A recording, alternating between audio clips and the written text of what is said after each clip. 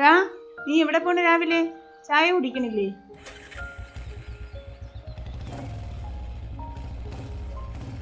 രവിയേട്ടാ, നിങ്ങളത് കണ്ടില്ലേ അവനൊന്നും കഴിക്കാതെ പോയത്? നിങ്ങൾക്കൊന്ന് പറഞ്ഞുകൂടായിരുന്നാ?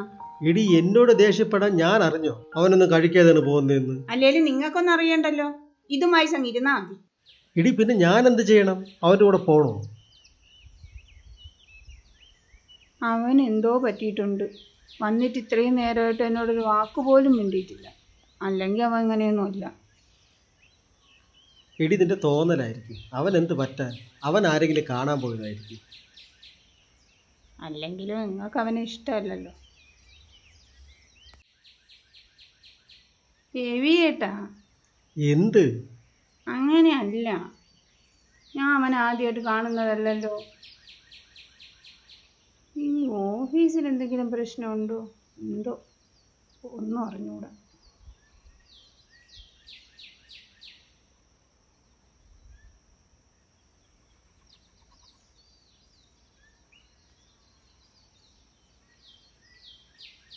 ഡാ കിരണേ, അവിടെ എന്താ പ്രശ്നം? അല്ല, ശ്യാമിൻ്റെ ഓഫീസിലോ മറ്റോ? ഓ, ഇന്നലെ വന്നു. അവ ഒന്നും കഴിക്കുന്നുമില്ല, ആരോടും മിണ്ടുന്നുമില്ല. ഒന്ന് അന്വേഷിച്ചിട്ട് പറയണേടാ. ഓ ശരി.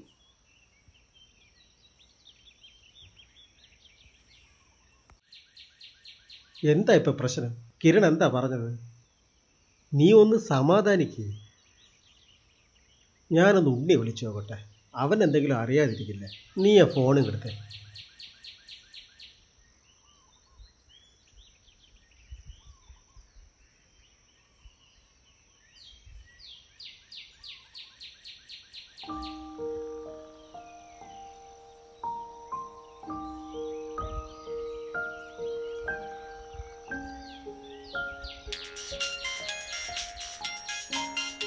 രവിയേട്ടനാണല്ലോ, എന്തു പറ്റിയെന്നറിയാൻ ഫോണെടുക്ക്.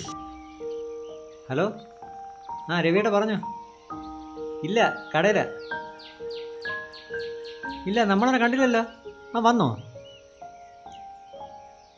ഇല്ല, ഒന്നും പറഞ്ഞില്ല. ആണോ? ഞാൻ ചോദിക്കാം. എന്നാ ശരിയേട്ടാ. ശ്യാം വന്നു. അവൻ എന്തോ പറ്റിയെന്നാണ് രവിയേട്ടൻ പറയുന്നത്. ചേച്ചിയാണെങ്കിൽ മൊത്തത്തിൽ സങ്കടത്തില്ല. അവൻ വന്നാൽ നമ്മളല്ലേ ആദ്യം വിളിക്കുന്നത്? അതെ. ഇന്നലെ വിളിച്ചിട്ട് ഫോൺ കൊടുത്തില്ല. അപ്പോൾ അവനെന്തോ പറ്റിയിട്ടുണ്ട്. അവൻ ഇനി വല്ല ഏടാകൂടത്തിലെങ്കിലും പെട്ട് കാണുമോ? കഴിഞ്ഞ പ്രാവശ്യം വന്നപ്പോഴേ ഫുൾ ഫോണിലായിരുന്നു. ഡേ ശ്യാമ പോണു. ശ്യാമേ, ശ്യാം.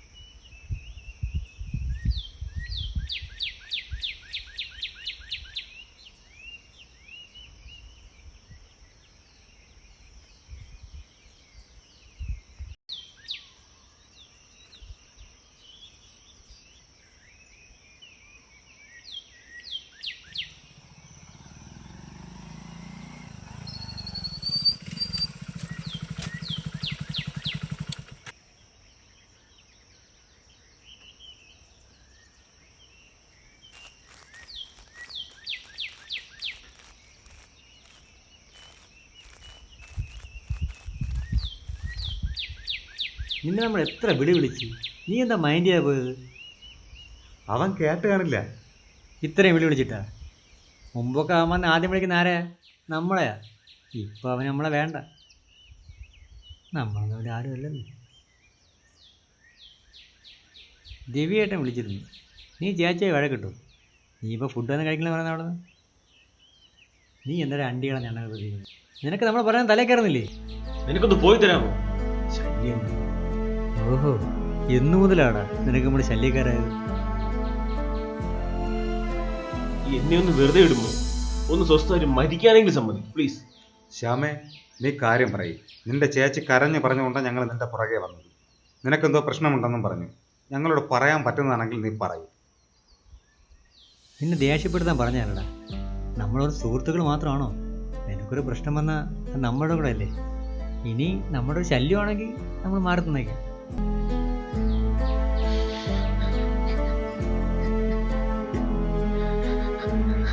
ശ്യാമ എന്തു പറ്റിയടാ? കരയല്ലേടാ. എടാ, എൻ്റെ ഒരു മണ്ടത്തരം കാരണം എനിക്ക് കുറച്ച് പൈസ പോയടാ. അതാണോ ഇത്ര വലിയ കാര്യം? അത് നമുക്ക് റെഡിയാക്കാം. നമ്മൾ 3 പേരില്ലേടാ. എടാ, നിങ്ങൾ വിചാരിക്കും പോലെ ചെറിയ പൈസയല്ല. നിങ്ങൾ വിചാരിച്ചാൽ അത് ഒപ്പിക്കാനും പറ്റില്ല. നിങ്ങൾ വിചാരിക്കണേക്കാൾ വലിയ എമൗണ്ട് ആടാ. വലിയ എമൗണ്ട് എന്ന് വെച്ചാൽ 1 ലക്ഷമോ അതോ 2 ലക്ഷമോ? 1.5 കോടി. 1.5 കോടിയാ? എടാ നീ തമാശ പറയണ? 1.5 കോടി എന്നൊക്കെ പറഞ്ഞ അല്ലെങ്കിൽ തന്നെ അത് എങ്ങനാ? എടാ, ഒരു ട്രേഡിങ് ആപ്പ് വഴി കുറേ പൈസ ഇൻവെസ്റ്റ് ചെയ്തു. ആദ്യമൊക്കെ പൈസ തിരിച്ചു കിട്ടി. അങ്ങനെ കയ്യിലുണ്ടായിരുന്ന ഫുൾ ഇറക്കിളി.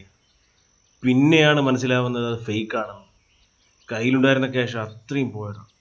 പെട്ട് നിൽക്കുക. എന്ത് ചെയ്യണമെന്നറിയാത്തൊരവസ്ഥ. ഇത്രയും പൈസ പോയിട്ട് നിനക്ക് ഫേക്കാണെന്ന് മനസ്സിലായതേ ഇല്ല.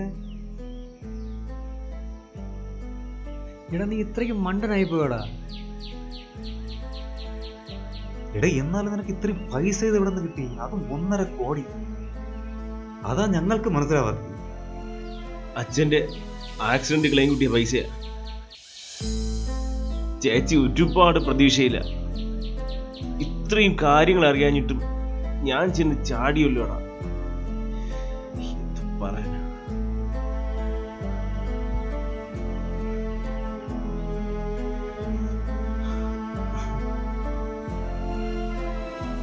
പെട്ടടാ. എടാ നീ സങ്കടപ്പെടാതെ, നമുക്ക് എന്തെങ്കിലും വഴിയുണ്ടോ എന്ന് നോക്കാം. നീ പറഞ്ഞിട്ട് കാര്യമില്ലടാ. ശ്യാമേ, നമുക്ക് എന്തായാലും രവിയേട്ടനോട് വിളിച്ച് കാര്യം പറയാം.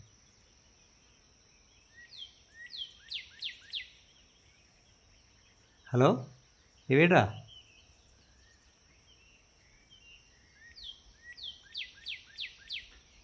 ശരി ഏട്ടാ, എന്തായാലും നമുക്ക് വീട്ടിലോട്ട് പോവാം.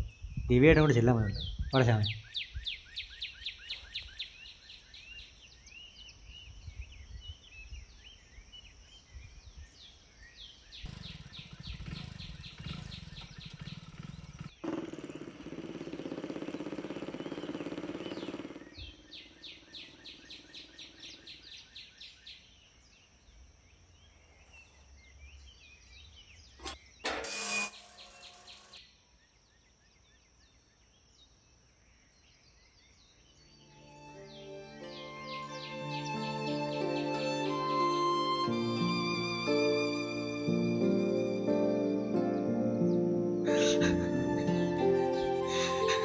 ചേച്ചി എന്നോട് ക്ഷമിക്കണം. തെറ്റ് പറ്റിപ്പോയി. ചേച്ചിക്ക് കൂടെ അവകാശപ്പെട്ടതാ. പറ്റിപ്പോയി.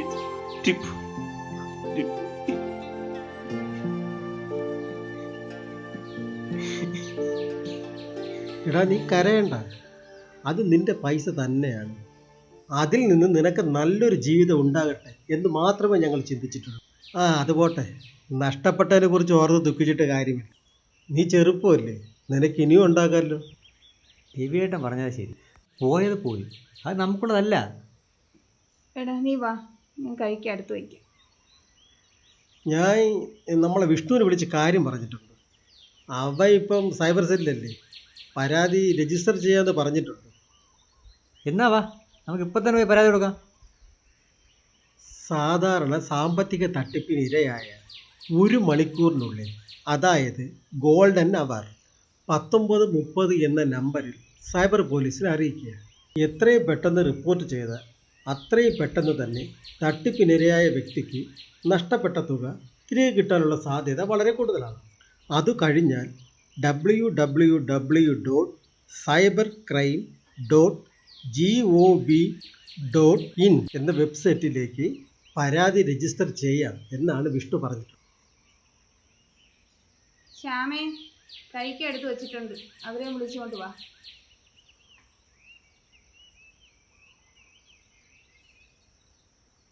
രവിയേട്ടാ, നിങ്ങളും വരി, കഴിക്കാം.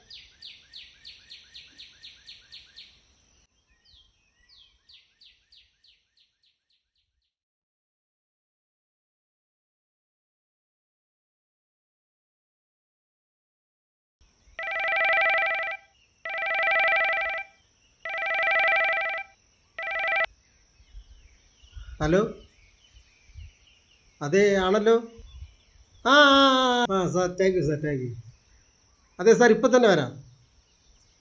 Okay sir. എടി, ബാങ്കിൽ നിന്നാണ് വിളിച്ചത്. അന്ന് നഷ്ടപ്പെട്ടു പോയ പൈസ തിരിച്ചു കിട്ടിയെന്നാണ് പറയുന്നത്. നമുക്കൊന്ന് ബാങ്ക് വരെ പോവാം.